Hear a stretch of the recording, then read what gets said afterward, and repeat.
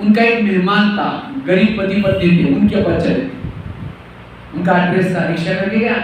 अब जा करके उसने, वो तो गरीब पति पत्नी इतने खुश हो गए, इतना बड़ा मेहमान व्यापारी हमारे पास आया, खिलाया पिलाया, चाय पानी। सोने से पहले उसने अपनी बैग खोली, कपड़े बदलने के।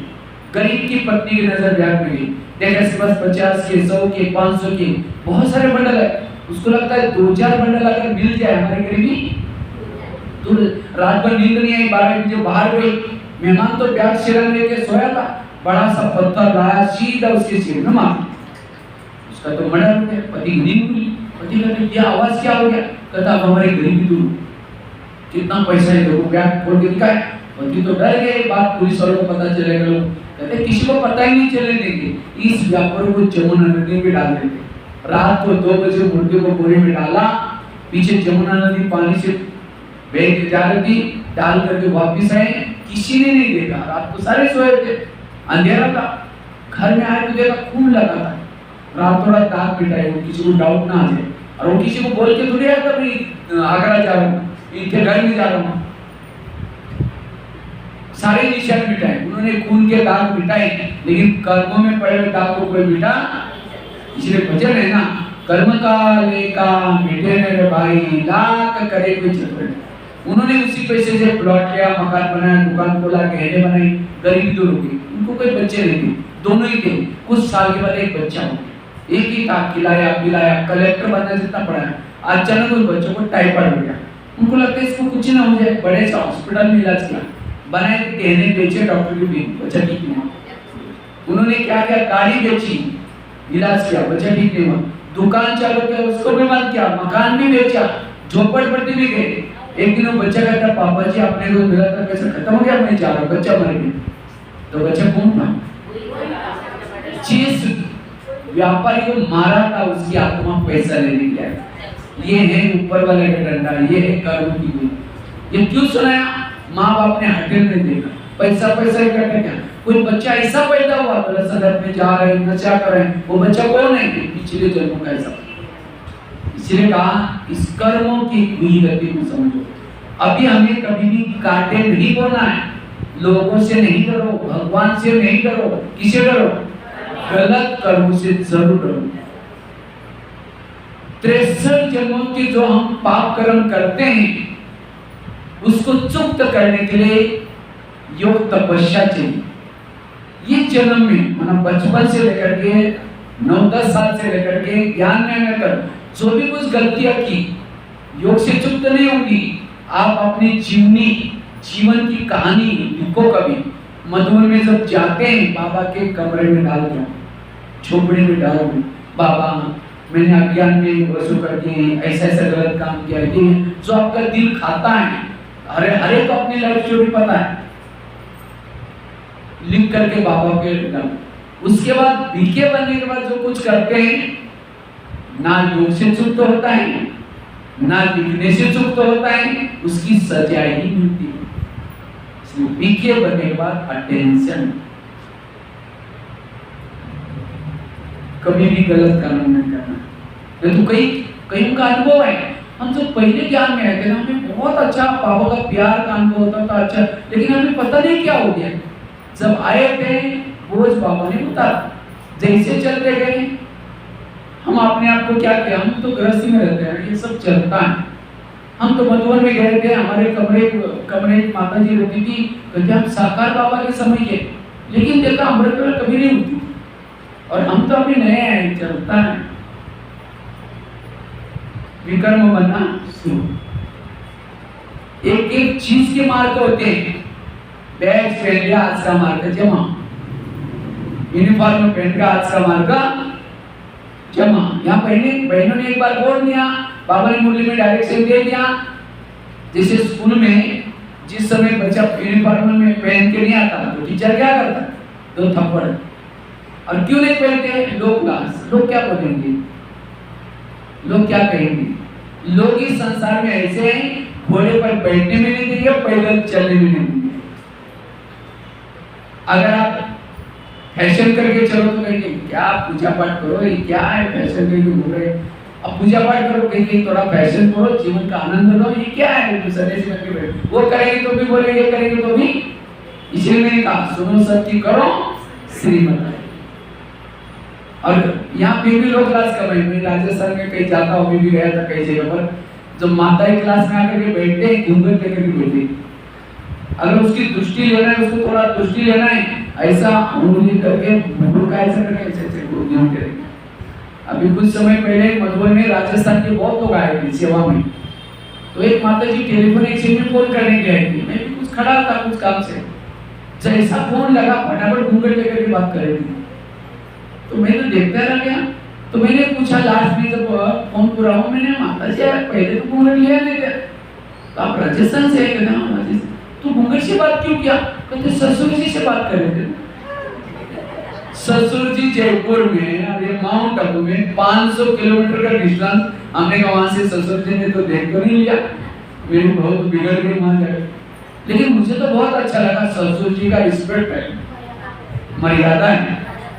लेकिन ससुर जी का ससुर जी कौन है? शिव बाबा।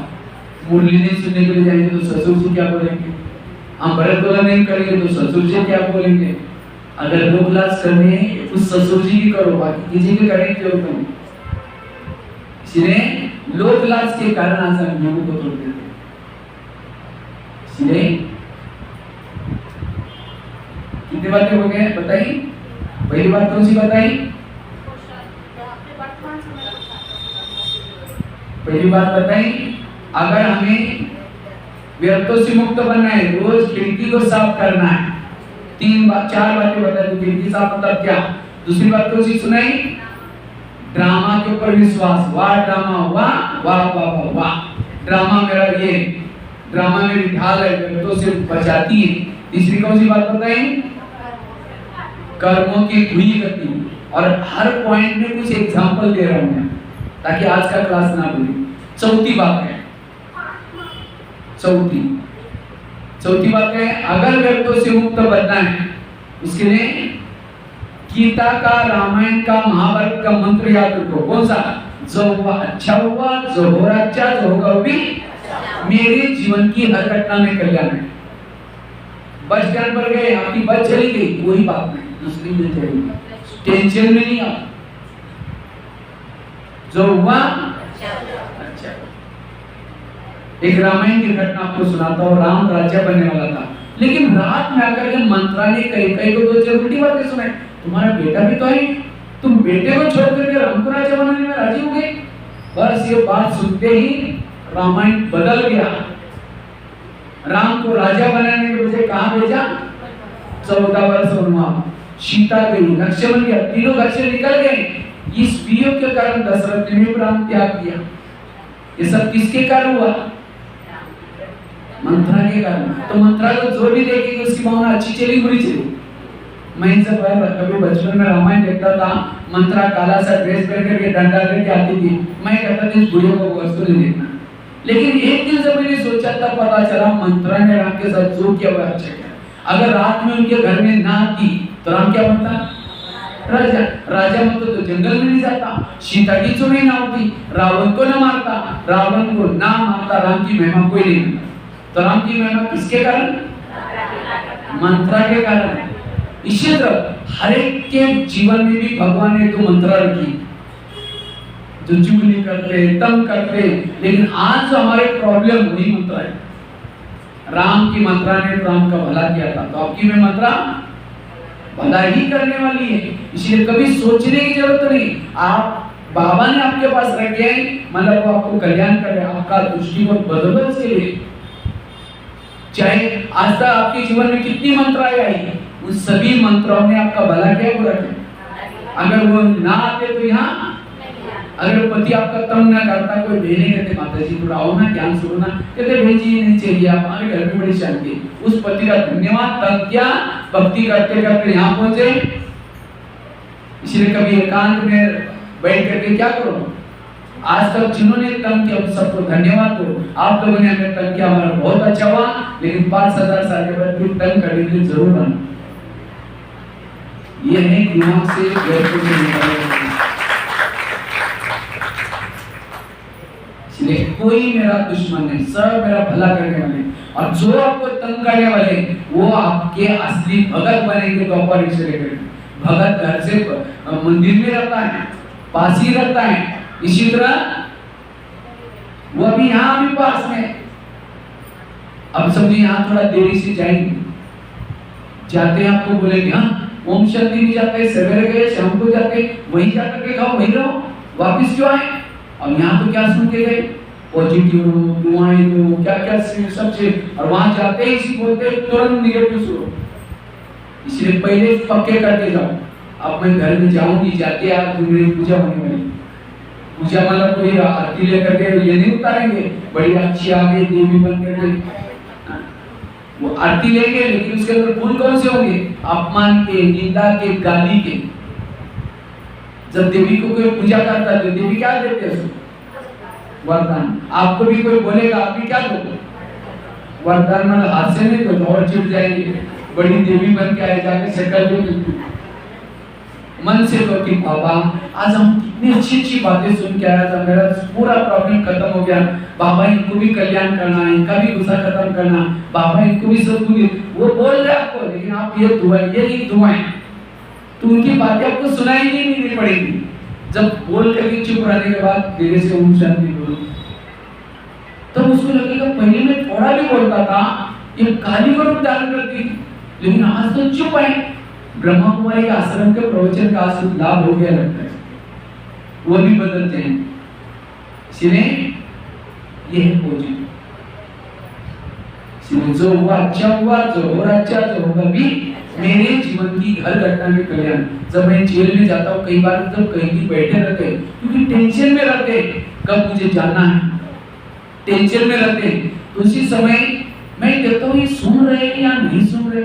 तो कभी कभी मैं उनको सुनाता हूँ, देखो भाई परमात्मा हमारा पिता है, पिता कभी भी बच्चे का बुरा हो सकता है। ये 2018, 19, 20 आपके लिए बाहर बड़ा खतरा होगा, कुछ ना कुछ घटना होने वाली होगी, बड़ा एक्सीडेंट होने वाला था, इसीलिए भगवान ने आपके ऊपर दया की, वहां से उठा करके आपको यहाँ रखा, चारों तरफ से दीवार बांध करके सिक्योरिटी गार्ड रखे ताकि कोई अपराध के अंदर ना आ सके। इसीलिए उसको धन्यवाद दो। जब ये बात सुनते तो खूब तालियां बजाते, उनके चेहरे बदल गए। इसलिए पर्दे के पीछे कुछ कल्याण होता है, इसलिए कभी भी बेरा सोचने की जरूरत नहीं। चिंत बाबा बाबा करो, बाबा कल्याण करेगा। कौरवों ने कितना पांडवों के लिए विघ्न डाले, लेकिन उनका हर विघ्न उनको विजय बनने के लिए जरूरी था। अगर द्रौपदी चिरण ना करते, पांडव में इतना जोश ना आता, वो दूध की दान ना करते, जोश ना आता, लाक्षाग्रहण ना करते, जोश ना आता, एक एक बातें उनको विजय बनने के लिए जरूरी। तो आज आपको यहाँ लाने के लिए एक एक जीवन की, जिसको हम दुख करते हैं, दुख की बातें, दुख की नहीं, यहाँ लाने के लिए जरूरी। कई कहते इसने तो मुझे जीना आराम किया, ये नहीं कहो, ये तो मुझे कर्मातीत बनाकर ही छोड़ेंगे। पॉजिटिव। इसलिए जो हुआ तो कितनी बातें हो गई? 4। यही पूरा करेंगे फिर कल, ठीक है? या और एक 5वीं बात पूरा करो। हाँ, तो 5वीं शॉर्ट में एक बात पूरा करता हूँ। 5वीं बात पूरा करके 5 बातें हो गई व्यर्थों से मुक्त बनने के लिए। 5वीं बात है, अगर हमें व्यर्थों से मुक्त बनना है, जीवन में आने वाली समस्याओं को पॉजिटिव बना दो, बुराई को अच्छाई में बदलो। किसी ने आपको गाली दी, क्या समझो? गाली नहीं दी, मेरे ऊपर गुलाब का फूल डाल दिया। कोई गाली देगा, अच्छा गुलाब का फूल डालेगा, अच्छा लगे बुरा लगे? जिस दिन किसी ने गाली दी, बाबा को योग में बैठे, बाबा को, बाबा आज आपने बहुत अच्छा भगत भेजा था, बहुत अच्छे फूल डाल के गया, आपका बहुत बहुत धन्यवाद। कल भी किसी को भेजना नहीं। किसी ने आपका परिचिंतन किया, क्या समझो? परिचिंतन नहीं किया, मेरा कीर्तन भजन है। कीर्तन भजन में 2-4 जन इकट्ठे होते हैं, एक जन ताल बजाते हैं, एक जन तबला बजाता है, एक जन गाता है, उसको क्या बोलते हैं? भजन। परिचिंतन में भी 2-4 जन मिलते हैं, ये कहता हुआ है दूसरे का मेरे साथ भी ऐसा क्या माना, जो यहाँ कहेगा ये है ऐसी, वही दोपहर में आपके मंदिर के सामने आकर के क्या बोलेगा? हे देवी तुम बहुत महान हो। यहाँ 1 घंटा बोला था, वहां 1 जन्म बोलेगा।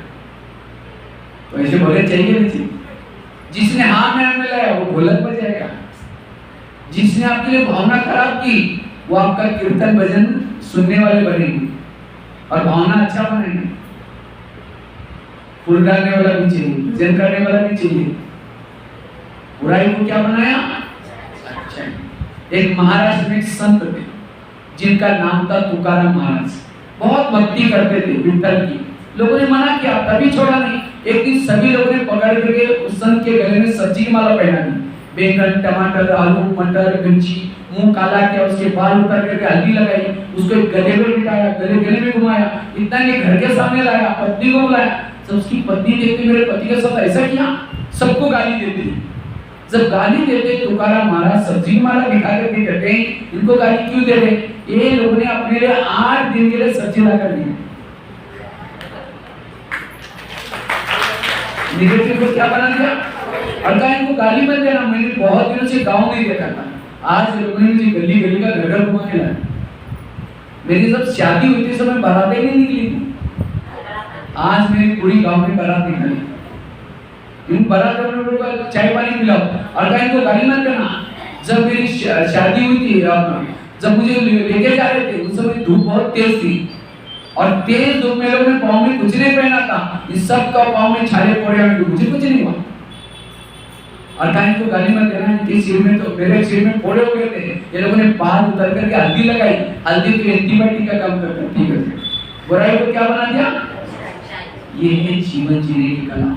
व्यर्थों से मुक्त बनने के लिए नेगेटिव बात को क्या बना दो?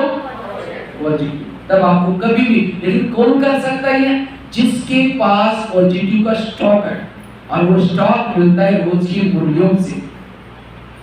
इसलिए पहला ही बात कौन सी बताई? हमें रोज की ईश्वरीय महावाक्य जरूर सुनने और वो भी योग करके सुनना है, तब समय पर याद आएगा। सरस्वती माँ तब बैठ सकते दिमाग में जब सोचे। अगर एक व्यक्ति के प्रति भी निगेटिविटी है, सरस्वती नहीं बैठी। जहाँ सरस्वती नहीं, लक्ष्मी नहीं, दुर्गा नहीं, कोई देवी नहीं है। स्कूलों में और कोई फोटो नहीं होते, कौन सा फोटो होता है? और जहाँ सरस्वती है धन भी आएगा। इसलिए सरस्वती को मिटाने के लिए हमें रोज पढ़ाई पड़ती है, रोज योग भी करना है। तो ये 5 बातें अगर करेंगे व्यर्थों से मुक्त बन जाएंगे। और केवल ये ज्ञान मैंने सुना ही नहीं, हमने भी अपने जीवन में किए हैं, प्रैक्टिकल में। लास्ट में मेरा अनुभव सुना करके मैं पूरा करता हूँ शॉर्ट में। वैसा